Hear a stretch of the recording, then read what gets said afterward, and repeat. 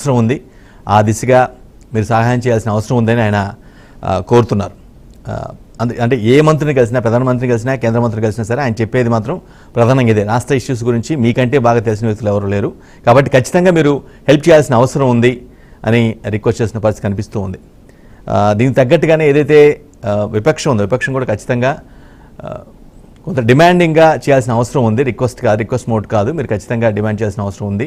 ఎందుకంటే NDA government form అవటంలో మీరు కీలక పాత్ర పోషించారు కాబట్టి, మీరు లేకపోతే ఆ ప్రభుత్వం నిలకడగా ఉండే పరిస్థితి లేదు. కాబట్టి ఆబ్వియస్గా మీరు ఏదైతే కోరుకుంటున్నారో అవన్నీ కూడా రాష్ట్రానికి కావాల్సిన ఇష్యూస్ మొత్తం కూడా మీరు చేయాలి, తీసుకోవాలి అని విపక్షం చెప్తోంది. రైట్, సరే ఢిల్లీ పర్యటన అయితే ముఖ్యమంత్రి అయిన తర్వాత ఆయన ఢిల్లీ పర్యటన 2-3 చేశారు. ప్రధానంతో పాటుగా కేంద్ర మంత్రులను కలిశారు. కానీ అటువైపు నుంచి ఎలాంటి రెస్పాన్స్ వస్తుంది, అటువైపు నుంచి ఎలాంటి రెస్పాన్స్, ఎలాంటి సహకారం అందుతుంది, ఏ విధంగా వాళ్ళు స్టేట్ చేసే విజ్ఞప్తులకు ఏ విధంగా స్పందిస్తున్నారు, ఏంటి, ఎంత మేరకు ఇప్పటివరకు, అంటే ఇది ఈవెన్ 40 డేసే అవుతుంది కాబట్టి 40 డేస్ కూడా కాలేదు. అఫ్కోర్స్ ఎన్ని రోజులు కలిసినా, నెల అయినా లేదా 40 డేస్ అయినా సరే అసలు టార్గెట్ అయితే రాష్ట్రానికి హెల్ప్ చేయాల్సిన అవసరం ఉంది, ఇబ్బందులు ఉంది కాబట్టి మీ ది బెస్ట్ ఇవ్వాల్సిన అవసరం ఉందని చెప్తున్న పరిస్థితి. మరి వాళ్ళు ఎంతవరకు చేస్తున్నారు, ఎంతవరకు చేయబోతున్నారు, ఇప్పటివరకు ఏం చేశారు, గతంలో ఏం చేశారు, 2014-19 ఏం చేశారు, ఇక నుంచి ఏం చేయబోతారు, ఏంటి, రాష్ట్ర విజ్ఞప్తులకి సానుకూలంగానే ఉన్నారా లేదా, ఇటువంటి చాలా అంశాలు అయితే తెరపైకి వస్తూ ఉన్నాయి. బట్ విపక్షం మాత్రం చాలా బలంగా, పవర్ఫుల్గా డిమాండ్ చేస్తుంది ఏంటంటే ఖచ్చితంగా మీరు సాధించవచ్చు. అప్పుడు 2019-24 మధ్య వాళ్ళకి ఫుల్ ప్లెజ్డ్ మెజారిటీ వచ్చింది కాబట్టి మేమేం చేయలేమో, మమ్మల్ని పట్టించుకోలేదు. కానీ ఇప్పుడు మాత్రం మీరు అన్ని విధాలా ఉన్నారు కాబట్టి ఏదైతే స్టేట్ అవసరాలు ఏవైతే ఉన్నాయో, ప్రత్యేక హోదా కావచ్చు, లేదంటే స్టీల్ ఫ్యాక్టరీ కావచ్చు, రైల్వే జోన్ కావచ్చు, ఇంకా పెద్ద పెద్ద విభజనకు సంబంధించినటువంటి హామీలు ఏవైతే ఉన్నాయో వాటిని నెరవేర్చుకోవడంతో పాటుగా ఇష్యూస్, 2 రాష్ట్రాలకు సంబంధించిన ఇష్యూస్ మొత్తం కూడా సార్ట్అవుట్ చేసేలా ఖచ్చితంగా హెల్ప్ చేయాల్సిన, చొరవ తీసుకోవాల్సిన అవసరం ఉందని విపక్షం డిమాండ్ చేస్తుంది. రైట్, ఇదే అంశం మనం డిబేట్ కొనసాగించబోతున్నాం. మనతో పాటుగా వైసీపీ నుంచి వెంకటలక్ష్మి గారు, అదేవిధంగా టీడీపీ నుంచి బాలగురుస్వామి గారు, కాంగ్రెస్ నుంచి సైదా గారు సిద్ధంగా ఉన్నారు. రైట్, ముందుగా బాలగురుస్వామి గారు, మీ పార్టీ అధినేత ముఖ్యమంత్రి అయితే రిపీటెడ్గా వెళ్తూ ఉన్నారు, ముఖ్యమంత్రి హోదాలో ప్రధాని, కేంద్ర మంత్రులను కలుస్తూ ఉన్నారు. కానీ మీరు చేస్తున్న విజ్ఞప్తులకి ఎంత మేరకు స్పందిస్తున్నారు? ఎందుకంటే ఈ ప్రశ్న పదే ఎందుకు అడుగుతున్నానంటే, రాష్ట్ర సమస్యల గురించి కేంద్రంలో ఉన్న బీజేపీ కంటే ఎవరికి బాగా తెలియదు అనేది నా ఉద్దేశం. ఎందుకంటే ఆ స్థాయిలో వాళ్ళు ఫస్ట్ నుంచి కూడా చూస్తున్నాం, విభజన దగ్గర నుంచి ఇప్పటివరకు కూడా అన్నింటినీ అబ్జర్వ్ చేస్తున్నారు. ఏ క్షణాన్ని ఏం జరుగుతుంది, ఏంటి, ఏ సంవత్సరం ఏం జరుగుతుంది, ఇప్పటివరకు ఏమి ఇచ్చాం, ఏం రావాల్సింది, ఇవన్నీ కూడా వాళ్ళకి పూర్తి అవగాహన ఉంది. ఇటువంటి సమయంలో ఎటువంటి ఒత్తిడి తీసుకురాబోతున్నారు? మీ పార్టీ అధినేత అయితే వెళ్ళిపోతూ ఉన్నారు, కలుస్తూ ఉన్నారు, విజ్ఞప్తులు చేస్తూ ఉన్నారు, కానీ అటువైపు నుంచి స్పందన వస్తుందా? గురుస్వామి గారు. వెంకట గారు, మీకు, సైదా గారికి, ప్యానల్లో ఉన్న మిగతా పెద్దలకి అందరికీ ముందుగా విఆర్కే వీక్షకులకి నమస్కారాలు తెలియజేస్తున్నాను. అయితే మీరు చెప్పిన మాటతో నేను ఏకీభవిస్తున్నాను. ఎందుకనంటే ఈరోజు సెంట్రల్లో ఉన్న బీజేపీ కన్నా కూడా రాష్ట్ర పరిస్థితి ఇంకెవరికి ఎక్కువ తెలియదు అని చెప్పుకోవడంలో అతిశయోక్తి లేదని చెప్పి నేను కూడా దాన్ని ఒప్పుకుంటున్నాను. ఎందుకనంటే రాష్ట్రం విడిపోయేటప్పుడు 14,000 కోట్ల లోటు బడ్జెట్ లో మన రాష్ట్రం విడిపోవడం జరిగింది. విడిపోయాక అమరావతి శంకుస్థాపనకు కూడా ఆ రోజు నరేంద్ర మోడీ గారు వచ్చిపోవడం జరిగింది. వాళ్ళు ఎంత మేరకు సపోర్ట్ చేశారు, 2019 వరకు ఎంతవరకు డెవలప్మెంట్ చేయగలిగాము అనేది ఒకసారి ఆలోచిస్తే, అప్పట్లో సెంట్రల్ గవర్నమెంట్ సపోర్ట్ వల్లే కొంతవరకు మనం రాష్ట్రాన్ని డెవలప్ చేసుకోవడం జరిగిందని చెప్పి తెలియజేస్తా ఉన్నాను. అయితే 2019-24 మధ్యలో ఇప్పుడు దిగిపోయిన ప్రభుత్వం, ఇప్పుడు ప్రతిపక్ష పార్టీ ఎవరైతే ఉన్నారో వాళ్ళు ఏ మాత్రం కూడా రాష్ట్రానికి రావాల్సిన నిధులు కావచ్చు, రాష్ట్ర డెవలప్మెంట్ కి ఏం కావాలనేది కూడా మీరు ఒక్కసారి చూడండి. ఏ రోజైనా జగన్మోహన్ రెడ్డి గారు ఆంధ్రప్రదేశ్ కోసం, ఆంధ్రప్రదేశ్ రాష్ట్ర కోసం ఢిల్లీలో ఎక్కడైనా ప్రెస్ మీట్ పెట్టారా? ఒక్కసారి ఆలోచించండి. మేము ఎందుకు కలవబోతున్నామని కానీ, కలిసిన తర్వాత ఏ మంత్రినైనా కూడా, ప్రధానమంత్రినైనా, హోమ్ మినిస్టర్ అయినా కూడా కలిసి బయటకు వచ్చిన తర్వాత మేము ఫలానా అంశాల మీద, ఫలానా విషయాల మీద మేము కలిసాము, వాటికి ఈ విధంగా సానుకూలంగా చెప్పారనో లేదంటే నెగిటివ్ గా చెప్పారనో మనం ఎంతవరకు చూసిన దాఖలాలు ఎక్కడా కూడా లేవు. ఎందుకనంటే వీళ్ళు ఢిల్లీకి పోతే వీళ్ళ కేసుల గురించి, వీళ్ళ బెయిల్ రద్దు కాకుండా ఉండడం కోసం, వీళ్ళ పర్సనల్ పనులన్నీ చక్కబెట్టుకోవడం కోసమే వీళ్ళు ఢిల్లీ పోతున్నారు తప్పితే ఏమీ చేయలేదు అనేది కూడా రాష్ట్ర ప్రజలు అందరూ చూశారు. దానికి ప్రతిఫలం ఎలా ఇవ్వాలనేది కూడా రాష్ట్ర ప్రజలు కూడా ఇవ్వడం జరిగింది 2024లో. అయితే ఇప్పుడు చంద్రబాబు నాయుడు గారు ఎప్పుడు ఢిల్లీ వెళ్ళినా కూడా, ఎప్పుడు కేంద్ర ప్రభుత్వాన్ని కలిసినా కూడా, ఎప్పుడు ఏ మినిస్టర్ కలిసినా కూడా అది ఆంధ్ర రాష్ట్ర ప్రభుత్వం డెవలప్మెంట్ కోసమే కలుస్తున్నాడు అనేది నగ్న సత్యం.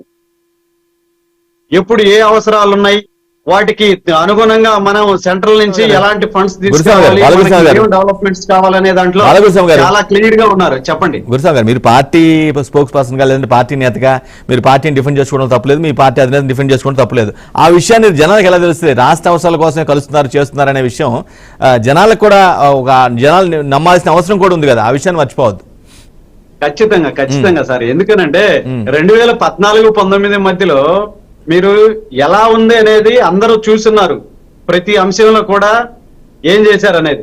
అందువల్ల ఎందుకనంటే ప్రతి విషయంలో కూడా చాలా చిత్తశుద్ధితో పనిచేయగలిగిన వ్యక్తి, పనిచేస్తున్న వ్యక్తి ఆంధ్ర రాష్ట్ర ముఖ్యమంత్రి వర్యులు నారా చంద్రబాబు నాయుడు గారు అని చెప్పేసి ఘంటాపదంగా చెప్తున్నాము.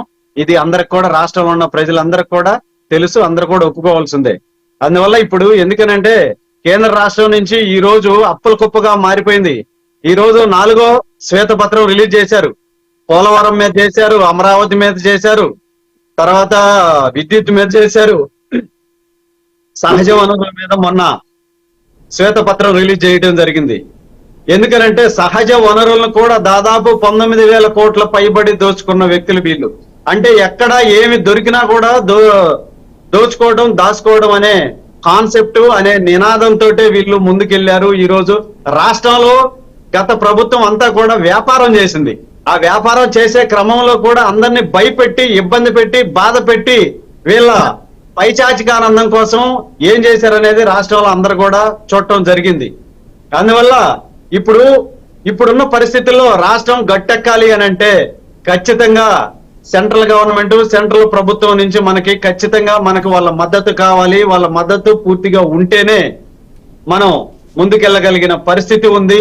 ముందు చూపు కలిగిన వ్యక్తి చంద్రబాబు నాయుడు గారు. కాబట్టి ఈ రోజు సెంట్రల్ గవర్నమెంట్ నుంచి మన రాష్ట్రానికి ఏవైతే దామాషా ప్రకారం రావాల్సిన నిధులు కాకుండా అడిషనల్ గా కూడా మనం తీసుకొచ్చే పరిస్థితులు ఉన్నాయి. ఎందుకనంటే ఎన్డీఏలో మేము కూడా భాగస్వామ్యం, తెలుగుదేశం పార్టీ. ఇక్కడ ఆంధ్రప్రదేశ్ లో కూడా Janasena, BJP, Telugu Desam party, NDA భాగస్వామ్యమే కాదు బాలకృష్ణ గారు, కేవలం భాగస్వామ్యమే కాదు, ఆ ప్రభుత్వ ఏర్పాటులో కీలక పాత్ర పోషించినటువంటి మొదటి పార్టీ మీదే. ఖచ్చితంగా మీరు డిమాండింగ్ మోడ్లోనే వెళ్ళాలి. అన్ని కూడా రాష్ట్రానికి కావాల్సిన అన్ని కూడా ఏదైతే గతం 2014-19 మధ్య ఏదైతే గతంలో మిస్ అయినాయి అవన్నీ కూడా తీసుకోవాల్సిన బాధ్యత ఉంది. కానీ అవి తీసుకొస్తారా లేదా అనేది ఇప్పుడు అంతా చర్చనీయాంశంగా మారింది. No doubt at all Venkata గారు. ఎందుకనంటే దాని గురించి ఒక్క సెకండ్ కూడా ఆలోచించాల్సిన అవసరం లేదు. ఆంధ్ర రాష్ట్ర ప్రజలకు కూడా ఎవరు కూడా దాని మీద డౌట్ వ్యక్తపరచాల్సిన అవసరం కూడా రానియకుండా పరిపాలన అనేది చంద్రబాబు నాయుడు గారు ఖచ్చితంగా చేస్తారు. దాని గురించి సంకోచమే అవసరం లేదు సార్. ఎందుకనంటే రాష్ట్రాన్ని విజన్ ఉన్న వ్యక్తి ఈ రోజు పరిపాలిస్తున్నాడు. ఆ విజన్ ఉన్న వ్యక్తే ఈ రోజు హైదరాబాద్ కూడా ఎంత డెవలప్ అయిందనేది కూడా తర్వాత వచ్చిన అధినేతలు కూడా, ముఖ్యమంత్రులు కూడా ఒప్పుకోవడం జరిగింది. ఈ రోజు హైదరాబాద్ అంత డెవలప్ అయిందంటే దానికి నాంది, పునాది చంద్రబాబు నాయుడు గారనే అందరూ ఈ రోజు కూడా చెప్తున్నారు, ఒప్పుకుంటున్నారు. బాలకృష్ణ గారు, మీరు చెప్పినట్టుగానే విజన్ ఉన్న నేత అని మీతో పాటుగా చాలా మంది నేతలు కూడా అంటారు. చాలా మంది కూడా ఆ పాయింట్ ని రైట్ చేస్తుంటారు. మ్యాటర్ ఏంటంటే, సరే ఎంత విజన్ ఉన్నా సరే ఇంత కష్టాల్లో, ఇంత ఇబ్బందులో, ఇన్ని ఇక్కట్లో ఉన్న ప్రభుత్వాన్ని, రాష్ట్రాన్ని దాన్ని మళ్ళా తిరిగి మామూలు స్థాయికి తీసుకురావాలంటే ఖచ్చితంగా కేంద్ర సపోర్ట్ లేనిది అసాధ్యం కదా అనేది పాయింట్. కేంద్ర సపోర్ట్ అనేది ఖచ్చితంగా ఉండాలి వెంకట గారు. ఎందుకంటే ఇప్పుడున్న మనం ఉన్న పరిస్థితుల్లో కేంద్రం సపోర్ట్ లేకుండా మనం డెవలప్ అవుతాము, కేంద్రం మనకి ఏమి ఇవ్వకుండానే మనం ముందుకెళ్తాం అనేది అది ఎట్లా ఉంటదంటే అదేదో గారడీ లాగా ఉంటది. అలా చెప్పట్లేదు మేము. ఎందుకనంటే ఖచ్చితంగా కేంద్ర ప్రభుత్వం సపోర్ట్ తోటే ఆంధ్రప్రదేశ్ ని ముందుకు తీసుకెళ్లే పరిస్థితి అనేది 100% ఉంటది మనకి. నేను అదే చెప్తున్నాను, ఆంధ్రప్రదేశ్ కి దామాషా ప్రకారం రావాల్సిన నిధులతో పాటు అడిషనల్ గా కూడా ఈ రోజు, ఎందుకనంటే కేంద్ర ప్రభుత్వంలో మనం కూడా భాగస్వాములు అయ్యున్నాం కాబట్టి ఖచ్చితంగా కేంద్ర ప్రభుత్వం దగ్గర ఎలా నిధులు తీసుకురావాలి, ఎలా నిధులు రాబట్టాలనే దాంట్లో అన్వేషణ చేయి చంద్రబాబు నాయుడు గారు. కాబట్టి ఖచ్చితంగా సెంట్రల్ గవర్నమెంట్ సపోర్ట్ తోటి ఆంధ్రప్రదేశ్ ని డెవలప్ చేస్తారనే దాంట్లో ఎటువంటి ఆలోచన కూడా అవసరం లేదు, ఖచ్చితంగా డెవలప్ చేస్తారు. ఇందుకు బీజేపీ సెంట్రల్ గవర్నమెంట్ కూడా ఖచ్చితంగా ఆంధ్రప్రదేశ్ కి సపోర్ట్ చేస్తుంది సార్, ఖచ్చితంగా చేస్తుంది. రైట్ రైట్ రైట్ కాంగ్రెస్ నుంచి సైదా గారు సిద్ధంగా ఉన్నారు. సైదా గారు, వరుస ఢిల్లీ పర్యటనల ద్వారా మీరు అఫ్ కోర్స్ ఖచ్చితంగా లబ్ధి జరుగుతుంది అనేది ప్రభుత్వం వాదన. కాబోతే